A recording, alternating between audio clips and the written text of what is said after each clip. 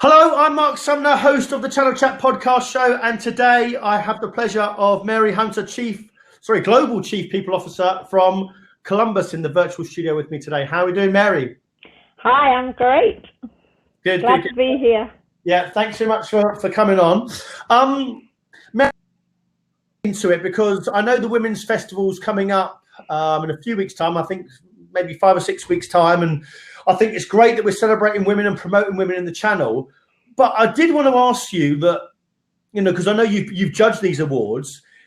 Do you think it's actually promoting women in our industry and the actual message gets out of our industry? I.e., I know you've been up for Women of the Year award last year. I'm not sure as a man what that actually means. I'm thinking, does that message get out? So in your opinion, does the message get outside the industry, or do you think it's just sort of in the industry it goes into? I think it gets out if the women take it out there. So for me personally, I take that message out there when I go out there into schools, colleges, universities.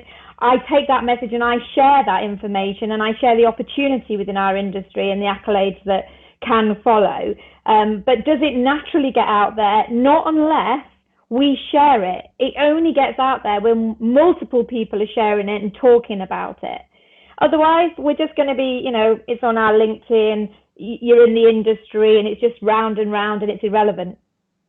Yeah. And why do you see it as a problem, Mary? Because I think most men won't realise that it's only been 15% women for the last 10 years. They just won't be thinking of that as an issue. So when I speak to people in the channel, they're not seeing women in technology as a key issue to get more women in. They're just sort of thinking, is this a potential celebration for women in the industry already? So what's your view on actual, trying to educate those men that may be unaware of what it's about? I think ultimately, women need to see role models in our industry, to come into our industry, to be attracted to our industry. It has been heavily dominated now for centuries. And if we want to attract diversity, innovation, ultimately it's about innovation. The women are 51% of our population. We're the majority, not the minority. And yet, as the majority, we are absolutely the minority in our industry. But to appeal to women out there, we need to have women's views, women's thoughts. We need to have the technology embracing what appeals to women as well as men. And so it's really important that we have females in our sector to have that diverse view in every area of our sector. And do you think there's obviously other sectors out there that are dominated by women and other sectors that are dominated by men that aren't trying to move the dial, if you like? So, for instance, like nursing, it's there's only 12% of men in nursing. So why is it important that we do get more women in technology?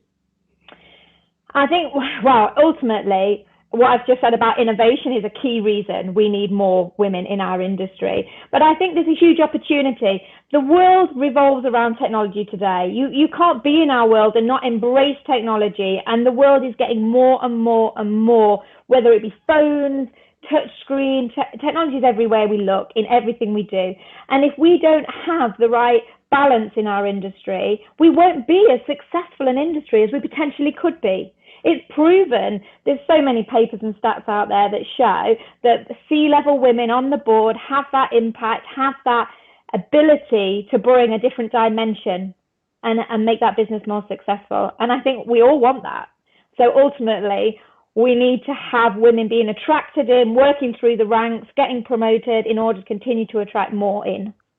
Yeah, and with the messaging around women in technology, Mary, when we're communicating that, what are we actually trying to achieve? Or is it sort of equal opportunity, or is it equal outcome? And what my belief by that is, perhaps there's an argument that, women have got the same opportunity to join the sector and they just choose not to. They just don't want to come into it.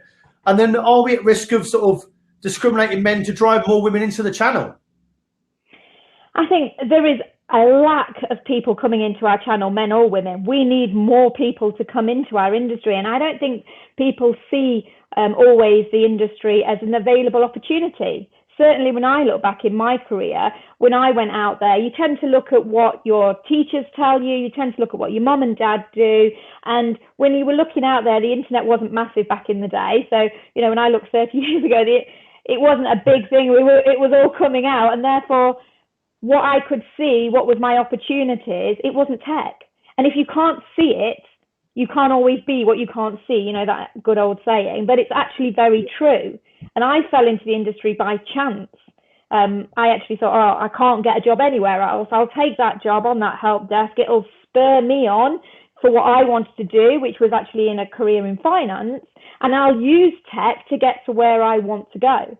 But once I came in and I could see the opportunity, that was it. There was no going back for me. There's so many different roles and huge potential to make a difference to the world, which would never have been in the field that I was trying to get into. And so for me, there was no going back. But I never appreciated that at the time when I was trying to find a job.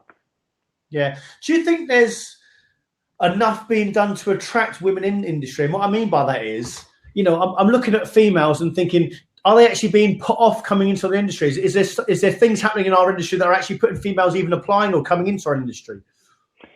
I think there has been previously things putting people off. And I think often people talk about tech and they talk about, there's that very traditional pictures in my mind when I look at tech in terms of there's the guys all around a computer, building it, fixing it, dismantling it. That just doesn't appeal to many women. I mean, there are some women who love that, but that visualization is not an appealing one necessarily. But that's actually just a very small role that's out there in the industry that was many years ago. And in fact, today it's not like that at all.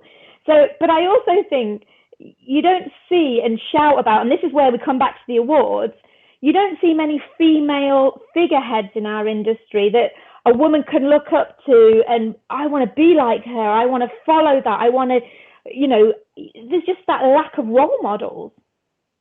Yeah, do you see that as a big issue? I.e., there's not enough women actually promoting other women coming into our industry? Because, you know, if that's the case, when I heard about the women in the awards, like I said, you know, I'm here to be shot down with this. I was quite dismissive of it. I was thinking, why is there an award ceremony about women? You know, why is it not saying about men? You know, we have the Channel Awards. I didn't really understand, and I thought it was a bit, you know, was it sexist? I couldn't really work out why it was happening, but it's only through education where I've heard, you know, I spoke to Julie Simpson, obviously I'm speaking to yourself now, but I've spoken to a lot of women now of actually saying to me, you know, the numbers of coming in.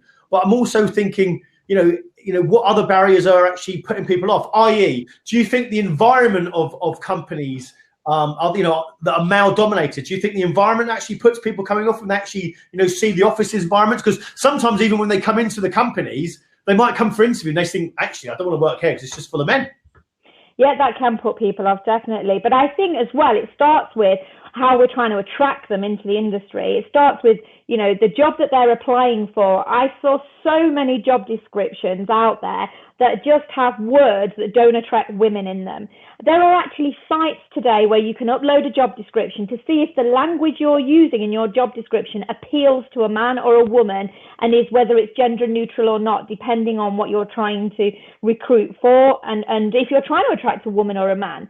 But sometimes the wording, sometimes the heavy level of travel that people say, you have to be able to do global travel. And actually what you mean is twice a year. You know, that might put some people off. It might attract them. But sometimes it's written in such a way that you feel, I'm going to be on the road. I'm going to be on my own all the time. I'm going to be on planes all the time. Does that appeal to me as a woman? Probably a little bit less likely, not being sexist, but probably is a little bit less likely than it is going to be to a man who's a little bit more confident, naturally outgoing in that starting, you know, baseline, if I look at that. So I do think we don't attract. We don't help ourselves. And then when we look at all the graphics on people's websites, some websites are fantastic and really culturally diverse and show great diversity. But others, no, they put me off. They put me off if I read like a CEO, he talks about him, his, her, nothing to do with her. And everything he relates to is about the male gender because that's what he sees in his organization. And I see that still today, which is really sad in our industry. And we need to stamp that out. We need to move forward and we need to get with the times. It was funny you mentioned a point there about sort of travel. When I spoke to Sarah Shields, the Central VP for Northern Europe at Dell, and she said to me about how much travel she was doing, etc. Now with the flexible working, I don't want to go too much COVID and remote working, but Do you think now that there is more of an acceptance around home working, that will give an opportunity for more females to think, do you know what, I will go for that promotion, I will go into that industry, I will go to a role that potentially might not have seen as much more travel because they can do more video calls like we're doing now? So do you see that as backwards as it sounds, that the COVID pandemic is almost a bit of an opportunity to think, actually, this could encourage more women to go for promotions for global roles or management roles, or also people coming into the industry where they think they're not going to have to travel around the country all the time if they have children or whatever? Yeah, I think it has definitely got that opportunity to do so. I've heard that some employers are using COVID actually as a negative on the females, because females are more likely to be the first parent in terms of childcare matters and dealing with the childcare around the home. I'm not seeing that in our organisation, don't get me wrong, but I've heard it from other people, and I think that would be a travesty. But I definitely feel that a lesser travel, a lesser on the road might attract more females. And the reality is, I mean, that just goes to show there were loads of roles in our industry that didn't need travel in the first place. And that just goes to show that we're not getting the message out there in the first place. What are these roles? Because when I go in and talk again, just going into schools and colleges and universities, when I go and talk, we talk about the opportunity. We showcase all of the roles. There's a whole host of roles that are nothing to do with either travel or specific technical roles that are needed within our industry, like any other industry, but people don't think about that. They think tech and they think everything's got tech in it, but it doesn't. Yeah, and I think that's a real valid point, Mary, because I think there's a lot of people out there that be thinking, I want to come to the sector. Oh, you know, I haven't got a computer science degree, or I'm not, you know, not interested in coding and all this sort of stuff. Whereas you've almost said it, you know, sales, marketing, operations, customer service, help desk. You don't need a degree in coding in computer science to come into the industry, do you? No, and as an organisation, you know, when we look, we recruit people who have got a law degree or an engineering degree. It doesn't have to be a technical computer sciences degree. I don't think actually that necessarily is the best grounding, depending on the roles today, because what people want to talk about today is business outcomes. And that's got nothing to do with technology. They want to know how we can solve their pains, and we need to understand their pains to be able to solve their pains. And therefore, actually, business relevant degrees, understanding what goes on out there in the real world, is much more relevant. Yeah, absolutely. Mary, you mentioned about, you know, around STEM subjects and education and going into schools and university, which I think is great. I think it really is great. What do you think the message can be for people that are outside of that already? So, i.e., 2 years ago, a female did a history degree. She's not sure what she wants to do. She's currently working in a bar because she's thinking about what she wants to do. How can we get the message out to those sort of people that think they're not getting educated through school to go into technology, but they're already into the workplace, but they really could be doing better coming into the industry? So I think it's quite hard to get the message out there, but what I like to do is to use graduates that have come out of the universities to talk back into the universities, to talk back on those forums and their boards where they are interacting socially with the grads that are still there or that have just gone in and are still looking for a new job, so they can shout about our industry, what their opportunity is, what they're seeing and how great it is, because I think they believe in and can resonate with those people. I mean, you can do it anywhere. Each and every one of us has a responsibility to do it, whether it be, you know, I got in an Uber cab a couple of weeks ago, and it was exactly what you've just said, Mark. It was he's been out of the graduated 1 year, and he doesn't know what to do with his life, and he's driving around in his Uber.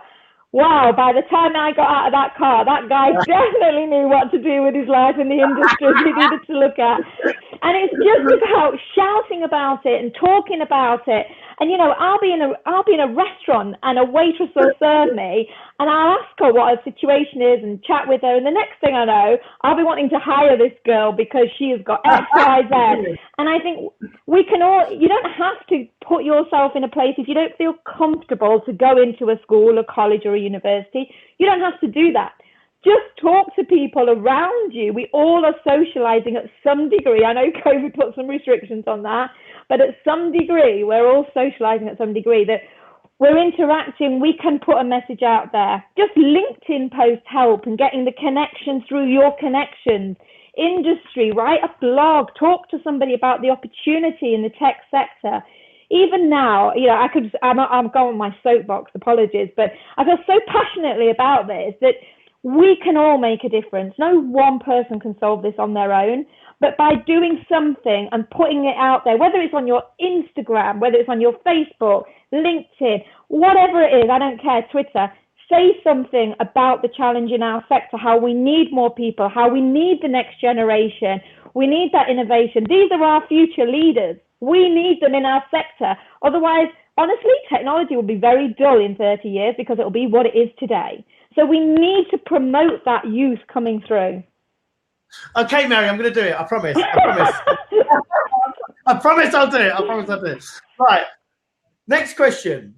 What are your views, and it's quite a spiky one, I think. What are your views on the so-called queen bee syndrome? Do you know what that is? Have you ever experienced that, or have you got any ideas of how to handle that? You never heard of that term? I've not heard that term, no.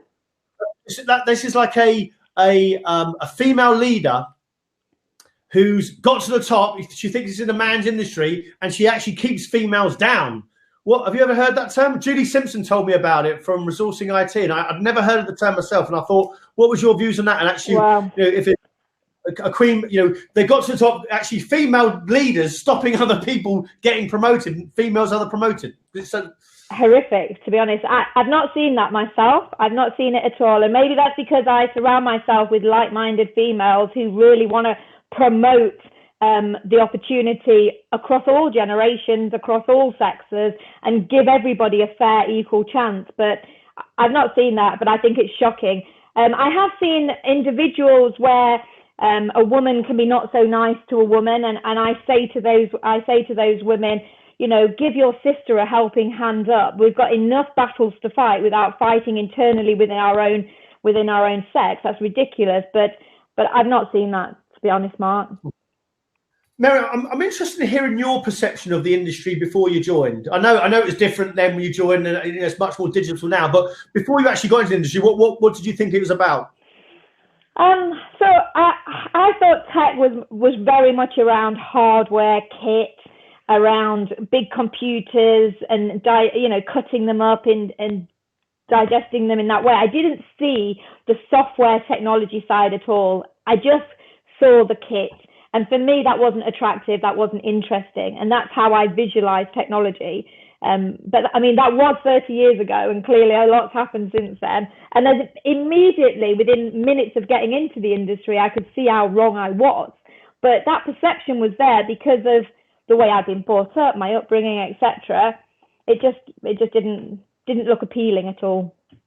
No, fair enough. My last couple of questions. Gender pay has been a topic in our industry, and more so maybe potentially when you've got to the top, when people actually got to the top of the industry about differences in gender pay. Do you feel it's still an issue at the moment in our industry, gender pay? So for me, I feel it's an industry based on what I read and see from government reports, and the fact that there is a challenge there and there is the status quo of what's being reported. Personally, I didn't have that problem because I was very focused, being a woman, not to underpay my female talent. But I think, for me, I would say to any woman out there, if she feels she's underpaid, what did you start on? When you got that job, what did you start on? Where have you moved in your role now? What are the additional skills that you've acquired over the time? What benefit have you brought the organisation? And I would take that information and I would take it into my boss and I would say, I feel I need a pay rise. This is where I started. This is where I'm at. This is why, with proof point evidence. It's no good just walking into anyone's office and saying, I want a pay rise. I think he earns more than me or whatever. That's useless, and that's going to get you nowhere, frankly. You need to go with evidence. You need to go with, this is where I started, this is what I've done, this is what I've got. And I think being upfront with people, and this is what I see, the market is offering this sort of potential. I am committed to you as an employer. I'm committed to this business. Look at my achievements, and I want this pay. And I think women can find that uncomfortable. It's certainly, in my experience, I've had a lot more men asking me for pay rises. I think I've only ever had one lady walk into my office and ask me for a pay rise. And I think it's so disappointing, to be honest. If you feel you need a pay rise, go ask for it.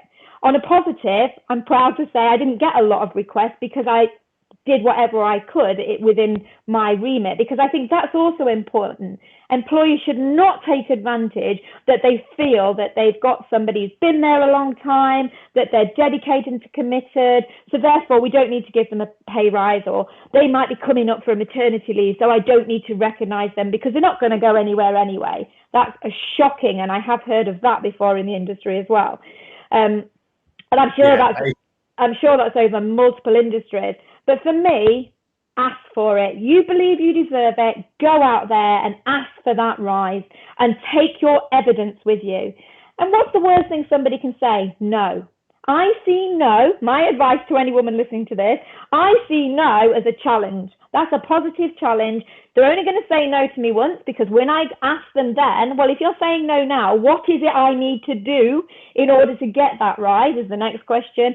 And then I'll go back with that evidence and I will get that rise. But don't feel bad.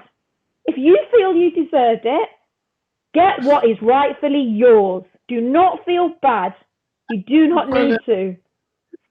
I would definitely give you a pay rise, Mary, if you asked me for one. You'd be within 2 minutes. I'd be thinking, okay, Mary, wherever you are, 100%. My last question for you, Mary. Obviously, you've been successful. You've been in the industry a long time. You've climbed the ladder to the top. There'll be a lot of people out there would love to emulate your career. That, if they could have your career, they'd be very proud.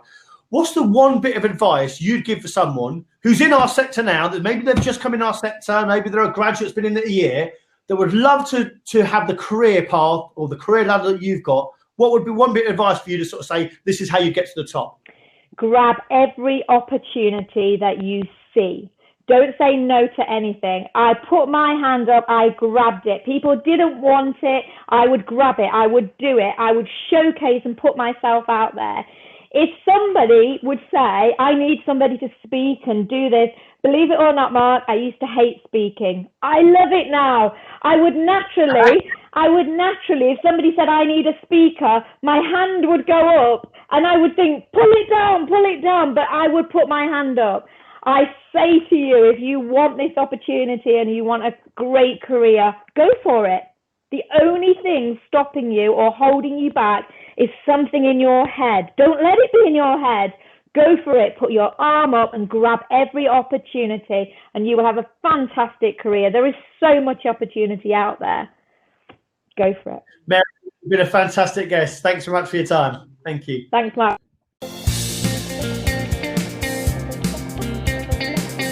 Thanks for joining us and listening to another episode of our Channel Chat podcast. If you've enjoyed what you've heard and are listening on iTunes, please could you give us a review and subscribe in order to get the newest episodes as soon as they're released. Otherwise, as always, we release an episode every Thursday at midday, so hopefully you can join us then.